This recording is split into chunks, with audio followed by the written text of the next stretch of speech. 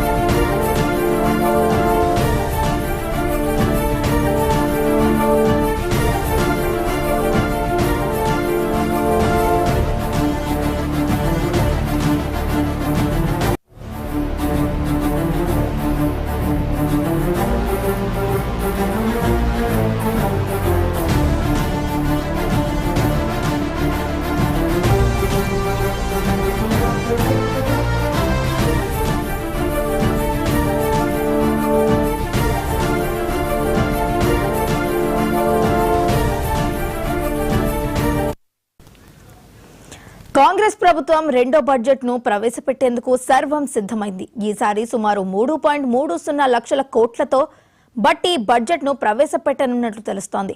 సంక్షేమం, అభివృద్ధి మేళవింపుగా కేటాయింపులు ఉంటాయన్న టాక్ ఆర్థిక శాఖ వర్గాల నుంచి వినిపిస్తోంది. విద్య, వైద్యం, వ్యవసాయం, 6 గ్యారంటీలు, RRR, ఫ్యూచర్ సిటీ, మెట్రో విస్తరణతో పాటు మూసీ పునరుజ్జీవానికి అవసరమైన నిధులు ఈ బడ్జెట్తో కేటాయించనున్నట్లు తెలుస్తోంది.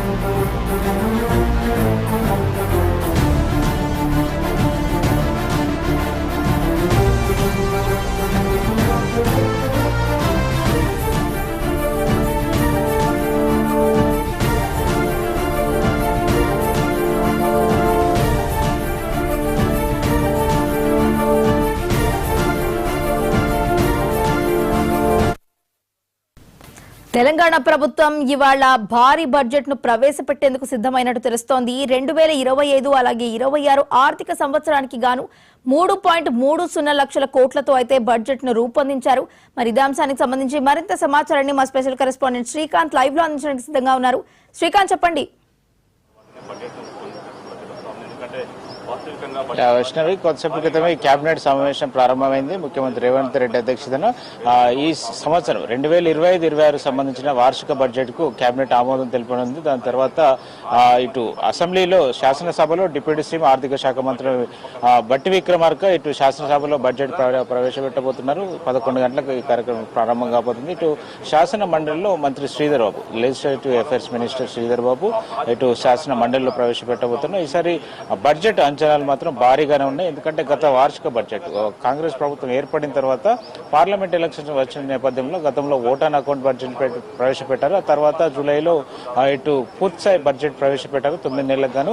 ఈసారి రెండోసారి పూర్తిస్థాయి బడ్జెట్ ప్రవేశపెట్టబోతున్నారు. వాస్తవిక అంచనాలను అనుగుణంగానే పూర్తిస్థాయి బడ్జెట్ ప్రవేశపెట్టబోతున్నారని ఇప్పటికే ప్రభుత్వం స్పష్టం చేసింది. గతంలో 2,91,000 కోట్ల బడ్జెట్ ప్రవేశపెట్టింది. ఈసారి అంచనాలు అంటే ఒక 5% పెంచుతామని ఇప్పటికే స్పష్టం చేసిన నేపథ్యంలో దాదాపు బడ్జెట్ 3 లక్షల కోట్లు దాటుతుందని ఇప్పటికే ప్రభుత్వ వర్గాలు ఆల్రెడీ చెప్పిన పరిస్థితి కనిపిస్తుంది. ఈ నేపథ్యంలోనే పలు కేటాయింపులు అంటే ప్రభుత్వం ఇప్పటికే విద్యా వైద్య రంగాలతో పాటు వ్యవసాయానికి ప్రధాన పెద్దపీట వేస్తాము, డెవలప్మెంట్ కి పెద్దపీట వేస్తాము. అమేజింగ్ గా ఫ్యూచర్ సిటీ కావచ్చు, రీజనల్ రింగ్ రోడ్ కావచ్చు, భవిష్యత్ అవసరాల దృష్ట్యా నిర్మిస్తున్నటువంటి మెట్రో విస్తరణ కావచ్చు, రైల్వే రింగ్ ఏదైతే రింగ్ ఉందో రీజనల్ రింగ్ రోడ్ కు రైల్వే రింగ్ కూడా దానికి కూడా ఉంటాయి కేటాయింపులు అని చెప్పిన నేపథ్యంలో ప్రభుత్వం మెయిన్ గా అర్బన్ ఇటు core urban, semi urban, rural area ఈ 3 కేటగిరీలుగా విభజించుకొని ఆ మేరకు బడ్జెట్ కేటాయింపులు ఉంటాయని ముందే చెప్పిన నేపథ్యంలో భారీ స్థాయిలో 3 లక్షల కోట్ల పైగా బడ్జెట్ ప్రవేశపెట్టేందుకైతే ప్రభుత్వం సిద్ధమైనట్టుగా తెలుస్తుంది. దానికి సంబంధించి 11 గంటలకు బట్టి విక్రమార్క అక్కడ శ్రీధర్ బాబు బడ్జెట్ ప్రవేశపెట్టబోతున్నారు. దీనికి సంబంధించి వివరాలు వెల్లడించబోతున్నారు. మెయిన్ గా సంక్షేమ రంగానికి పెద్దపీట వేయబోతున్నారు అన్నట్టుగా తెలుస్తుంది. ఈ నేపథ్యంలోనే అంటే దాదాపు 3,10,000 కోట్ల నుంచి దాదాపు 3,15,000 కోట్ల వరకు ఉంటుంది అనేది ఆర్థిక శాఖకు సంబంధించిన వర్గాల ద్వారా మనకు అందిన సమాచారం. అయితే మెయిన్ గా 6 గ్యారంటీలు ఏవైతే ఇచ్చిందో ప్రభుత్వం 6 గ్యారంటీలకు సంబంధించిన అంశాల్లో భాగంగా వాటి కేటాయింపులు ఉండనున్నట్టుగా తెలుస్తుంది. ఎందుకంటే మహిళలకు సంబంధించి పెద్దపీట వేయనున్నట్టుగా తెలుస్తుంది. మహిళలకు 1,00,000 కోటి మంది మహిళలను కోటీశ్వరులు చేయడమే మా లక్ష్యం అంటూ ఇటు సీఎం రేవంత్ రెడ్డి పదే వచ్చారు. ఇటీవల జరిగిన మహిళలకు సంబంధించిన మీటింగ్ లో కూడా ఆయన మహిళా సమైక్య గ్రూపులకు సంబంధించిన మీటింగ్ లో కూడా ఆయన స్పష్టం చేశారు. ఈ నేపథ్యంలో మహిళలతో పాటుగా ఇటు వ్యవసాయ రంగానికి ఎక్కువ నిధులు కేటాయించే అవకాశం ఉంది. ఇటు ఎందుకంటే ఇప్పటికి రైతు భరోసా నిధులు కేటాయించింది, రుణమాఫీ చేసింది ప్రభుత్వం.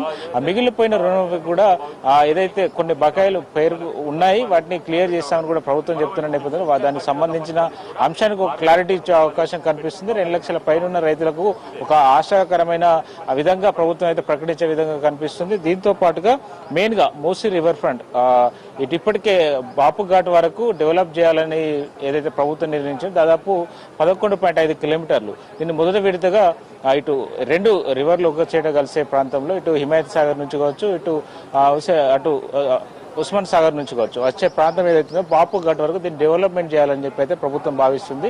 ఈ నేపథ్యంలోనే అక్కడ 21 కిలోమీటర్లు అంటే అటు ఒకవైపు 11 కిలోమీటర్లు మరోవైపు నుంచి 8.5 కిలోమీటర్లు మేర మూసీ ఈ ప్రక్షాళనలోనే భాగంగా బాపు ఘాట్ వరకు దీన్ని డెవలప్మెంట్ చేయాలని భావిస్తుంది. ఈ నేపథ్యంలోనే భారీగా నిధులు కేటాయించే అవకాశం కనిపిస్తుంది. దీంతో పాటుగా ఫ్యూచర్ సిటీని ఎక్కువ ప్రభుత్వం చెప్తూ వస్తున్న నేపథ్యంలో ప్రపంచ స్థాయి నగరాలతో పోటీపడే విధంగా ఫ్యూచర్ సిటీని తీర్చిదిద్దాం, అన్ని రకాల వసతులు హంగులతో ఫ్యూచర్ సిటీ ఉంటుందని చెప్తున్న నేపథ్యంలో ఫ్యూచర్ సిటీకి నిధులు కేటాయించే అవకాశం కనిపిస్తుంది. Regional ring road game changer కాబోతుంది. తెలంగాణ రాష్ట్ర అభివృద్ధిలోనే ఒక మైలురాయి కాబోతుంది. కాబట్టి రీజనల్ రింగ్ రోడ్డుకు ఇటు అంటే రీజనల్ రింగ్ రోడ్డుకు కేంద్ర సహకారం అవసరం. ఆ మేరకే ఇది కేంద్ర రాష్ట్ర ప్రభుత్వాల సంయుక్తంగా దీన్ని ఏర్పాటు చేయాలని భావిస్తున్న నేపథ్యంలో రైల్వే రింగ్ కూడా రీజనల్ రింగ్ రోడ్డు మాదిరిగానే దాని చుట్టూతో రైల్వే లైన్ కూడా ఏర్పాటు చేయాలని భావిస్తున్న నేపథ్యంలో దానికి సంబంధించిన ప్రతిపాదనలు అదేవిధంగా బడ్జెట్ కేటాయింపులు మాత్రం ఇందులో ఉండబోతున్నట్టుగా తెలుస్తుంది. వీటితో పాటుగా ఏదైతే మెట్రో విస్తరణకు సంబంధించి మొదటి ఫేజ్గా ఐదు కారిడార్లకు సంబంధించి రెండో దశలో 5 కారిడార్లకు 76 కిలోమీటర్లు అనుకున్నారు. ఆ తర్వాత ఇది నార్త్ పార్ట్ కూడా ఎక్స్టెండ్ చేయాలని భావించిన నేపథ్యంలో ఇటు మేడ్చల్ వరకు అటు షామీర్పేట వరకు అది దాదాపు 116 కిలోమీటర్లు పెరిగింది. ఆ తర్వాత ఇటు మెట్రో ఇటు శంషాబాద్ ఎయిర్పోర్ట్ నుంచి ఫ్యూచర్ సిటీకి కూడా పెంచాలని భావించిన నేపథ్యంలో దాదాపు ఇది మొత్తంగా కలుపుకుంటే మెట్రో విస్తరణ 161 కిలోమీటర్ల వరకు పెరుగుతుంది. దీనికి ఆ స్థాయిలో అంటే కేంద్రం నుంచి కూడా నిధులు ఆశిస్తున్న నేపథ్యంలో ఆ భారీ ప్రాజెక్టు ఇటు పీపీపీ మోడ్లో గతంలో చేపట్టినప్పటికీ ఇప్పుడు కేంద్ర సహకారం కూడా పెద్ద మొత్తంలో కావాలని చెప్పి రాష్ట్ర ప్రభుత్వం అడుగుతున్న నేపథ్యంలో దీనికి సంబంధించి కీలక కేటాయింపులు ఉండే అవకాశం కూడా కనిపిస్తుంది. దీంతో పాటుగా నీటిపారుదల, అదేవిధంగా విద్య, రోడ్లు, భవనాలు, గృహ నిర్మాణం, ఎందుకంటే ఇందిరమ్మ ఇళ్లకు సంబంధించి ఈ ఏడాది 2024-25 సంబంధించి 4.5 లక్షల ఇళ్లు ఇస్తామని చెప్పినప్పటికీ అది ఇప్పుడు క్యారీ ఫార్వర్డ్ గా ఉంది. దాదాపు ఈ ఏడాదికి సంబంధించి 9,60,000 ఇళ్లు ప్రభుత్వం ఆమోదం తెలుపుతుంది. దాదాపు 31,000 కోట్లు అవసరం అవుతుందని చెప్పి ఇప్పటికే గృహ నిర్మాణ శాఖ ప్రభుత్వానికి ప్రతిపాదనలు పంపింది. దీనికి సంబంధించి ఆ స్థాయిలో కూడా కేటాయింపులు ఉంటాయని చెప్తున్నారు. ఎందుకంటే రాబోయే ఎన్నికలు ఈ ఇందిరమ్మ ఇళ్లకు సంబంధించి ఆ లబ్ధిదారుల ఆశీర్వాదం మేరకు మళ్ళీ ప్రభుత్వం ఏర్పాటు కాబోతుంది అనేటువంటి సంకేతాలు పదే చెప్తున్న నేపథ్యంలో ఇందిరమ్మ ఇల్లు కావచ్చు, అదేవిధంగా మహిళలకు అందించే సంక్షేమ కార్యక్రమాలు కావచ్చు, అదేవిధంగా ఇటు రైతు సంక్షేమకు సంబంధించిన అంశాలు కావచ్చు, వీటన్నిటిపైన ప్రధాన దృష్టి సాధించబోతుందని చెప్పొచ్చు. అదేవిధంగా ఉచిత విద్యుత్కు సంబంధించి దాదాపు ఇప్పటికే 0 బిల్లు ఇస్తున్న పరిస్థితి. గృహజ్యోతి కింద దానికి దాదాపు 2,000 కోట్లు బడ్జెట్ లో పెట్టబోతున్నట్టు తెలుస్తుంది. వ్యవసాయానికి ఉచిత కరెంట్ ఏదైతే ఇస్తున్నారో దానికి సంబంధించి దాదాపు 21,000 కోట్లు అవసరం పడతాయి. ఇటు డిస్కంలో చెల్లించాలని చెప్పి ఇటు విద్యుత్ శాఖ అంటే ఇంధన శాఖ ఇప్పటికే ప్రభుత్వానికి ప్రతిపాదనలు ఇచ్చిన లేకపోతే దాదాపు 18,000 కోట్ల వరకు ఇందులో బడ్జెట్ లో పొందుపరిచినట్టుగా తెలుస్తుంది. అది దీనికి ప్రధానంగా కేటాయింపులు ఉండే అవకాశం కనిపిస్తుంది. రైతు భరోసా కింద కూడా 15,000 కోట్లు, ఇందిరమ్మ ఇళ్లకు 37,000 కోట్లు, ఆ తర్వాత రాజీవ్ యువ వికాసం పథకం మొన్ననే సీఎం రేవంత్ రెడ్డి ఇది లాంఛనంగా దీనికి సంబంధించిన అప్లికేషన్స్ కు ప్రారంభించారు. జూన్ 2 రాష్ట్ర ఆవిర్భావ దినోత్సవం ఏదైతుందో ఆ రోజున దీనికి సంబంధించి లబ్ధిదారులను ఎంపిక చేయబోతున్నారు. దాదాపు ఒక కాన్స్టిట్యున్సీ నుంచి 4,000 నుంచి 5,000 మందికి దాదాపు 6,000 కోట్లు లబ్ధి చేకూర్చే విధంగా ఈ పథకం రూపకల్పన చేసిన నేపథ్యంలో 6,000 కోట్లు మొదటి విడత బడ్జెట్ లో ప్రవేశపెట్టబోతున్నారు. ఈ నేపథ్యంలో దాదాపు రాజీవ్ ఆరోగ్యశ్రీ కింద కూడా ఆరోగ్య శాఖకు 18,000 కోట్లు పెట్టబోతున్నారు. ఆరోగ్యశ్రీకి ప్రతి నెల 50 కోట్లు ప్రభుత్వం చెల్లిస్తుంది. దాన్ని 100 కోట్లకు పెంచాలని చెప్పి కూడా ప్రభుత్వం కోరనున్న నేపథ్యంలో ఈ అన్ని అంశాలు అంటే యంగ్ ఇండియా స్కిల్ యూనివర్సిటీకి దాదాపు ఇటు బడ్జెట్ కేటాయించబోతున్నారు. మెయిన్ గా విద్యాశాఖకు సంబంధించి దాదాపు 11,000 కోట్లు ఇటు ఇంటిగ్రేటెడ్ రెసిడెన్షియల్ స్కూల్స్ ఏవైతే నిర్మించబోతున్నారో వాటికి కేటాయించబోతున్నారు. అంటే ఈ అన్ని అంశాలు చూసుకుంటే దాదాపు అన్ని రంగాలకు పెద్దపీట వేస్తూ ఇటు వెల్ఫేర్ తో పాటు డెవలప్మెంట్ కు మెయిన్ గా పెద్దపీట వేయబోతున్నట్టుగా తెలుస్తుంది. కొద్దిసేపట్లోనే ఇటు అసెంబ్లీ శాసనసభలో డిప్యూటీ సీఎం బట్టి విక్రమార్క, అటు మంత్రి శ్రీధర్ బాబు ఇటు శాసన మండలిలో బడ్జెట్ ప్రవేశపెట్టబోతున్నారు. కొద్దిసేపట్లోనే తెలంగాణ రాష్ట్ర బడ్జెట్ ఎంత అనేది ఒక క్లారిటీ వచ్చే అవకాశం ఉంది. కానీ మన ఖచ్చితంగా 3 లక్షల కోట్ల పైగానే రాష్ట్ర బడ్జెట్ ఉండబోతున్నట్టుగా తెలుస్తుంది. వైష్ణవి, శ్రీకాంత్, అయితే ఇటు కొత్తగా నిర్మిస్తున్న మెడికల్ కాలేజీలు కానీ సూపర్ స్పెషాలిటీ హాస్పిటల్స్ తో పాటు ఈ కేసీఆర్ కిట్ స్థానంలో మరో కొత్త పథకాన్ని తీసుకురావాలని ప్రభుత్వం అయితే భావిస్తోంది. మరి దీనికి సంబంధించి ఒక ప్రకటనను విడుదల చేసే అవకాశం ఉందా?